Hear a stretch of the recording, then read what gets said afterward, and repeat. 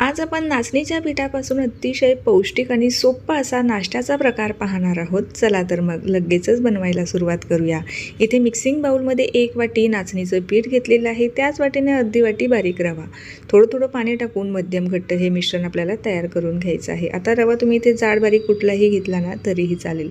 हा जो नाश्ता आहे ना अजूनच पौष्टिक व्हावा यासाठी आपण काही भाज्या यामध्ये टाकणार आहोत. तुम्ही तुमच्या आवडीच्या भाज्या यामध्ये मिक्स करू शकता.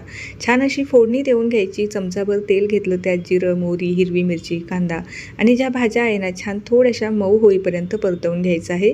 जास्त शिजवायच्या नाही. हलक्याशा परतल्या की त्यानंतर आपण जे सुरुवातीला मिश्रण रेस्ट होण्यासाठी ठेवलेलं होतं ना त्यामध्ये लगेचच मिक्स करायचं आहे. मिश्रण जर जास्त घट्ट वाटलं तर त्यामध्ये थोडंसं पाणी ॲडजस्ट करायचं.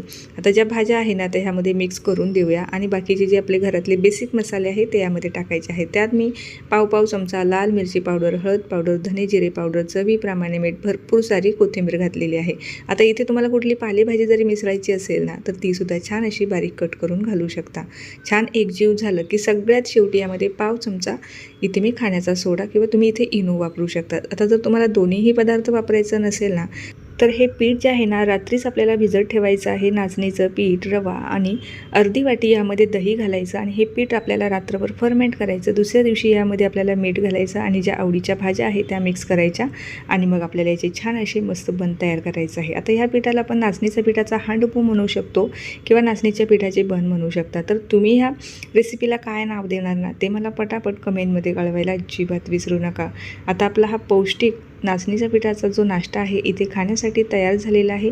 हा तुम्ही एखाद्या चटणीसोबत किंवा विदाऊट चटणी जरी खाल्ला ना तरीही चालेल, कारण आपण यामध्ये भरपूर साऱ्या भाज्या वापरलेल्या आहे त्यामुळे चटणीची सुद्धा आवश्यकता लागत नाही. रेसिपी आवडल्यास लाईक आणि फॉलो करायला अजिबात विसरू नका.